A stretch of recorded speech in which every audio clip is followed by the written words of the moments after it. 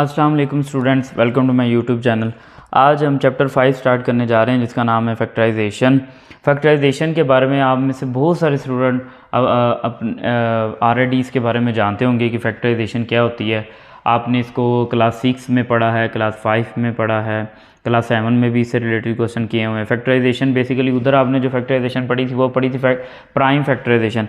मिसाल के तौर पर अगर आपको मैं इसकी एग्जांपल दूं, मिसाल के तौर पर जैसे कि 18 एक नंबर है, इसकी आप इस तरह से फैक्टराइजेशन करते हैं 18, 2 9 आर 18, 3 3 आर 9, इस तरह से। तो आप 18 को लिख सकते हैं 2 multiply by 3 and multiply by 3।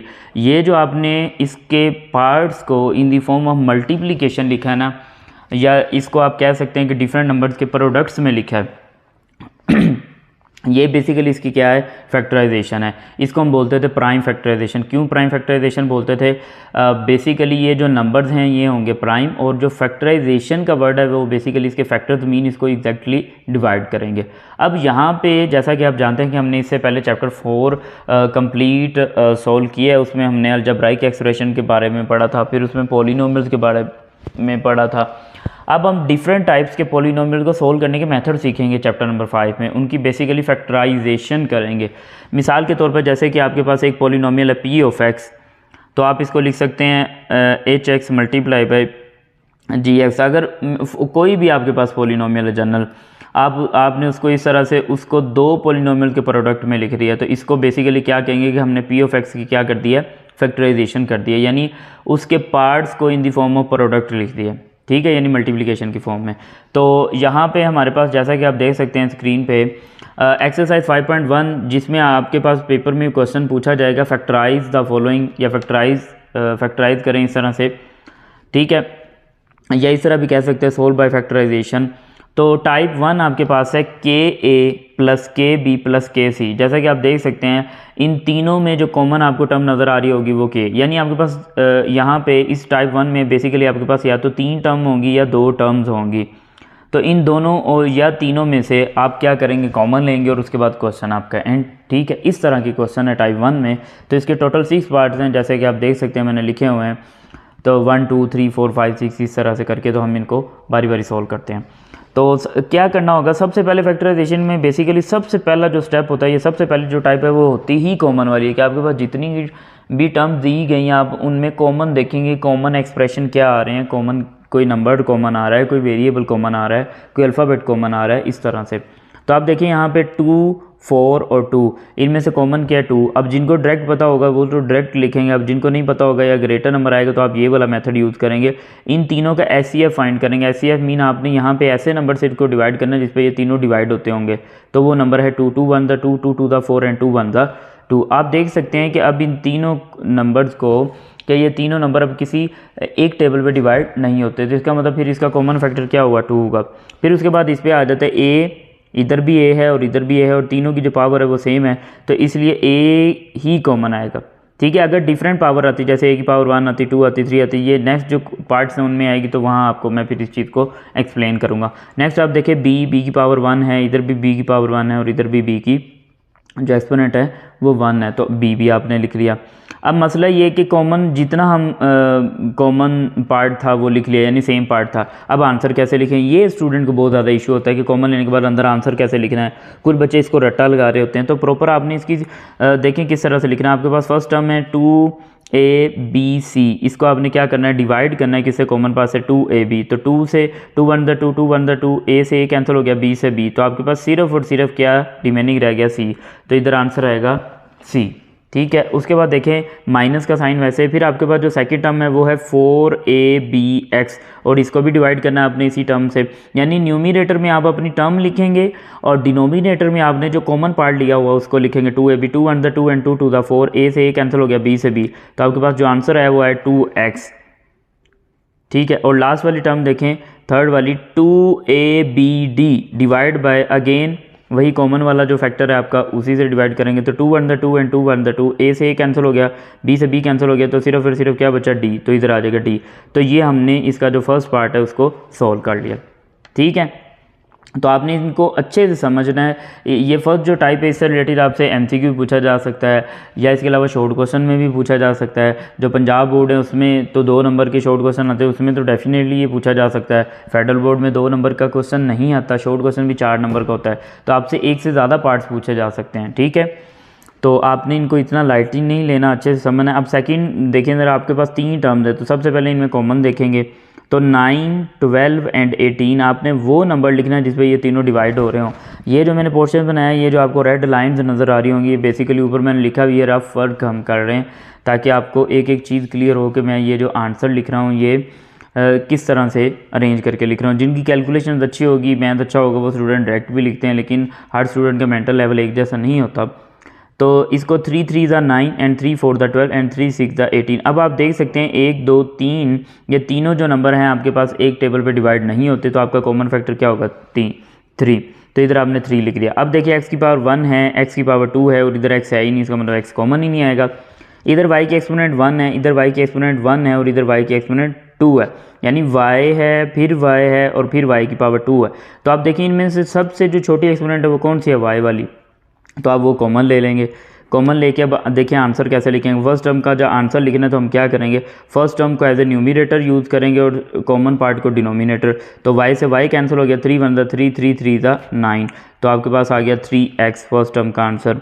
Minus फिर देखिए सेकेंड टर्म का आंसर आपके पास क्या आता है, 12x square y divide by 3y। y से y कैंसिल हो गया, 3 1 ज़ा 3 3 4 ज़ा 12, तो 4 बच गया और x स्क्वायर बच गया, तो 4x स्क्वायर आंसर आ गया। प्लस अब थर्ड टर्म का ये देखें, मेरे सॉल्व करने से पहले आप वीडियो को स्टॉप करके इसको खुद सॉल्व करने की कोशिश करें कि थर्ड टर्म का आंसर क्या आता है। चलें जी, शाबाश, सोचे कि क्या आंसर आएगा। तो इसका आंसर आएगा 3 1 ज़ा 3 3 6 ज़ा 18, एक तो 6 आ गया, फिर y की एक एक्सपोनेंट कैंसिल होगी तो एक रह गया 6y। तो इस तरह से हमने क्या किया जी, सेकंड पार्ट भी सॉल्व कर लिया। अब हम आते हैं क्वेश्चन नंबर 1 के थर्ड पार्ट की तरफ, जो कि आपको स्क्रीन पे नज़र आ रहा होगा। फर्स्ट 2 टर्म जो माइनस की हैं और थर्ड वाली जो टर्म है वो आपके पास कौन सी है? प्लस की टर्म है। अब इसको देखिए कैसे सॉल्व करना है। पहले तो आप 3 माइनस, अभी इस साइन को इग्नोर करें। अभी फ़िलहाल हम क्या करेंगे जी, 3 3 और 9 में से क्या करेंगे, कॉमन लेंगे। तो 3 3 एंड 9 कॉमन किस टेबल पे तीनों डिवाइड होंगे? तो 3 3 1 ज़ा 3 3 1 ज़ा 3 एंड 3 3 ज़ा 9। तो आपके पास बेसिकली जो कॉमन फैक्टर आया वो आ गया 3।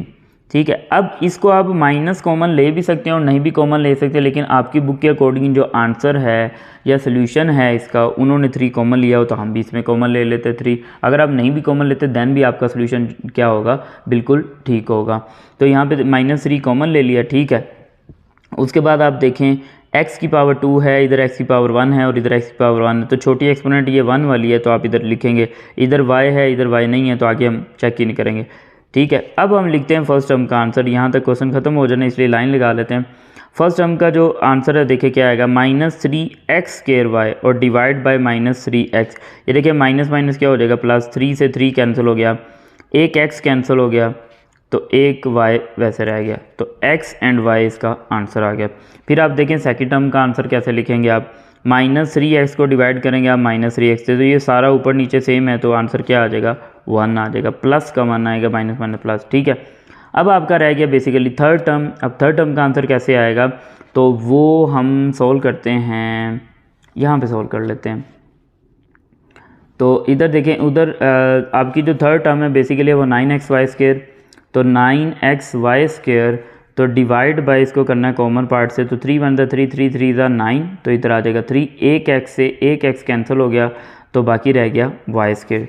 तो आपके पास आंसर है जी 3y स्क्वायर। और अब इधर देखें हमने माइनस कॉमन लिया था, तो माइनस प्लस यहाँ पे आना है माइनस का साइन, ये बाय मिस्टेक मैंने प्लस लगा दिया। और यहाँ पे भी देखें जब हम इसका रफ वर्क कर रहे हैं, इधर माइनस तो माइनस ऊपर प्लस, तो ये क्या आएगा, डिफरेंट साइन की वैल्यूज़ को जब हम डिवाइड करते हैं आपको पता है कि तब माइनस का है साइन आता है। तो इस तरह से ये हमारे पास थर्ड पार्ट का आंसर आ गया। अब हम नेक्स्ट फोर्थ पार्ट की तरफ मूव करते हैं कि फोर्थ पार्ट को किस तरह से डील करेंगे। अब जैसा कि आप देख सकते हैं फोर्थ पार्ट में भी आपके पास 3 टर्म्स हैं। ठीक है, अब आपने 3 पार्ट्स पहले समझे अच्छे से, तो कोशिश करें कि इस फोर्थ पार्ट को खुद सॉल्व करें। तो 5 10 और 20, 5 10 एंड 20, इसमें से कॉमन क्या आएगा, ठीक है। अब ये तीनों जिस नंबर पे या जिस टेबल पे डिवाइड होते हैं वो 5। अभी तो देखिए इधर a है, इधर a की पावर 2 है और इधर a की पावर 3 है, तो इसमें से क्या कॉमन आएगा a। उसके बाद देखें b की पावर 2, b की पावर 3 एंड b की पावर 1, तो सबसे छोटे एक्सपोनेंट b की पावर 1 है। फिर c की पावर 3, c की पावर 1 एंड c की पावर 2, तो सबसे छोटे एक्सपोनेंट है c की पावर 1। अब देखिए हम इनका आंसर लिखेंगे, किस तरह से आंसर लिखेंगे। अब मैं रफ वर्क नहीं कर रहा, अब आपने खुद रफ वर्क करना है और देखना है कि आपका आंसर जो मैं आंसर लिखता हूँ डायरेक्ट उसके साथ मैच होता है। जैसे देखिए इसको आप इससे डिवाइड करेंगे तो आपके पास आंसर आएगा आपका b/c²। आपने खुद रफ वर्क में करके चेक करना है और फिर इसे मैच करना है।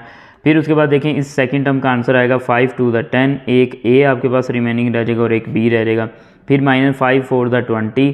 उसके बाद आपके पास, आप इसको डायरेक्ट भी लिख सकते हैं। ये देखें ये rough work basically weak students के लिए ही कर रहा हूँ। ये वीडियो जो बनाई जा रही है बेसिकली वीक स्टूडेंट्स को ही मद्देनज़र रख के बनाई जा रही है। ठीक है, 5 और 5 for the 20। ठीक है, a की पावर 3 है तो एक a की पावर बाहर लिखी हुई तो अंदर स्केयर लिखेंगे। b की पावर 1 है, a की बाहर लिखी तो अंदर कोई b की एक्सपोनेंट या b नहीं लिखेंगे। c की पावर 2 है तो एक c ये। ठीक है, तो ये इसमें मैंने प्रॉपर रफ वर्क नहीं किया। क्यों नहीं किया? क्योंकि आप इसको खुद सोल्व करके चेक करें। ठीक है, अब आ जाते हैं इन दोनों क्वेश्चन पे 5 और 6, जैसा कि आपको स्क्रीन पे नज़र आ रहे होंगे। अब ये जो दोनों पार्ट्स हैं ये पिछले वाली जो आपके चारों पार्ट्स हैं उनसे डिफरेंट है। क्यों डिफरेंट है? क्योंकि इसमें जो है आपकी दो टर्म्स है, उनमें थी तीन टर्म्स। ठीक है, जैसे कि स्टार्ट में मैंने आपको बताया कि फर्स्ट टाइम में आपके पास या तो 2 टर्म्स होंगी या 3 टर्म्स होंगी। ठीक है, तो अब इसको आगे फिर कंटिन्यू करते हैं। ये देखें इसमें सबसे पहले आप देखें कि अगर हम इसको ईजी करना चाहते हैं तो सबसे पहले इसमें ब्रैकेट वाला जो पोर्शन है ये कॉमन आ गया। ठीक है, अब बाकी आपके पास रिमेनिंग क्या बचेगा? 3x3y - 7x² y²। अब ये देखिए आपने ब्रैकेट कॉमन ली, ब्रैकेट साइड पे लिखी तो बाकी क्या रह गया? 3x3y, वो इधर लिख दिया। फिर इन दोनों में से ब्रैकेट आपने कॉमन ली हुई है, कॉमन मीन सेम है, सेम फैक्टर है तो बाहर लिखा हुआ है, तो बाकी ये रह गया। ठीक है, अब देखें फैक्टराइजेशन का मतलब होता है, अगर आप 18 की फैक्टराइजेशन देखें तो इसमें जितने भी नंबर हैं ये मज़ीद फैक्टराइज नहीं हो रहे। मिसाल के तौर पे अगर मैं 18 को ये लिख देता 2 × 9, अब देखें 9 एक ऐसा नंबर है जो कि आगे मज़ीद फैक्टराइज हो रहा है।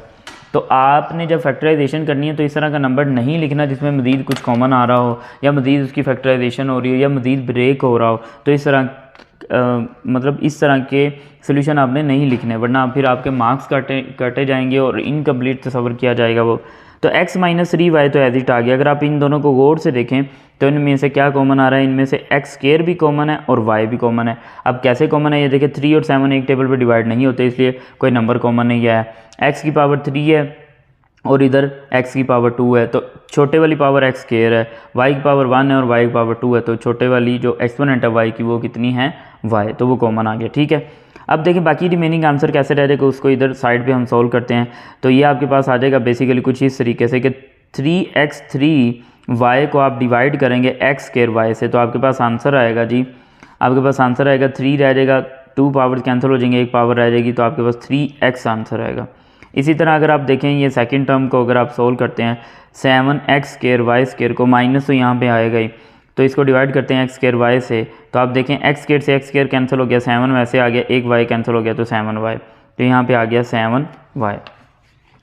तो ये आपका आंसर बन गया जी x - 3y। इस टर्म को आप स्टार्ट पे लिख लें x² y, तो 3x - 7y। इस तरह से हमने इसका फिफ्थ पार्ट भी, यानी सिंगल जो टर्म थी उसका हमने स्टार्ट पे लिख लिया और बाकी जो टर्म थे उनको जैसे मर्जी आप अरेंज कर सके लिख सकते हैं। ठीक है, अब 6 पार्ट आप इसका देखें कि 6 पार्ट किस तरह से सॉल्व करना है। बिल्कुल ये भी उसी तरह का ही पार्ट है कि 2 टर्म्स आएंगी, तो इन दोनों टर्म में आपके पास क्या कॉमन है जी? x² + 5, ये आपने कॉमन ले लिया। अब जब आपने फर्स्ट टर्म से ये कॉमन ले लिया तो बाकी आपके पास क्या बचा? 2x/3 और प्लस इधर 8x/2। जैसे कि आपको मैंने लास्ट पार्ट में बताया कि आपके जो फैक्टर्स आने चाहिए उनमें मज़ीद सिंप्लीफिकेशन या मज़ीद कॉमन एक्सप्रेशन नहीं आना चाहिए। तो जैसा कि आप देखें यहाँ पे मज़ीद सिंप्लीफिकेशन हो रही है।